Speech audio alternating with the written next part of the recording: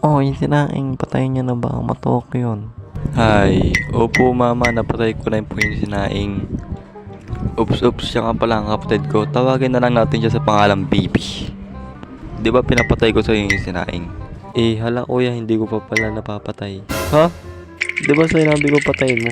Nalimutan ko eh. Ha? Anong kailangan kong gawin? Sayja!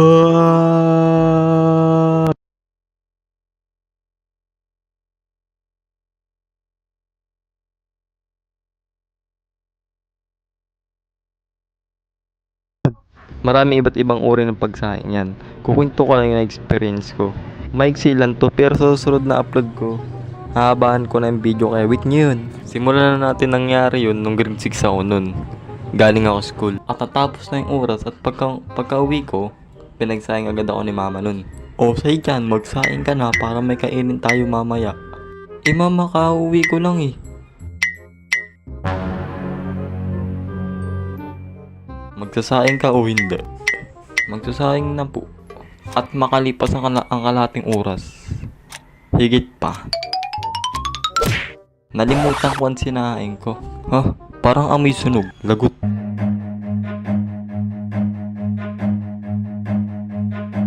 Yung sinaing.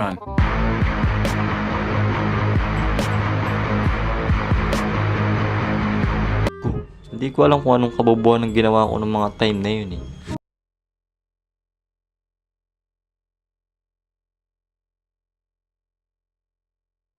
Tapos naranasan niya din ba magsaing sa kalan? Ito yung bata pa ako, favorite ko magsaing dito sa kalan na to. Paano ba naman kasi, isasalang muna na yung sinaing pagkatapos, pwede ka na maglaro. Pero meron din dito kinaayawan ko. Kasi pag magsasaing ka dito, putek, madaming usok na lumalabas talaga niyan.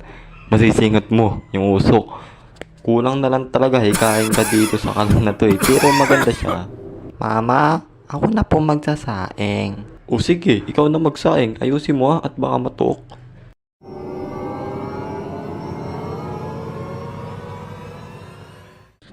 Tapos, pagtingin ko sa sinaing, sunog na sunog.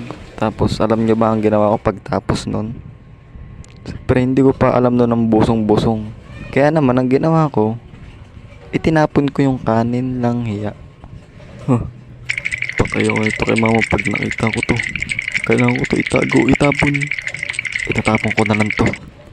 Tingin sa kaliwa. Okay, walang tao. Tingin sa kanan. Okay, wala din tao.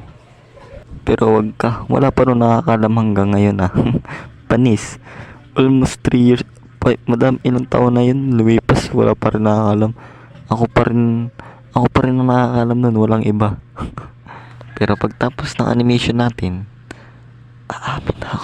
aamin na ako. Tapos yun, nakakaya naman kami na maayos. Naging okay naman ang lahat.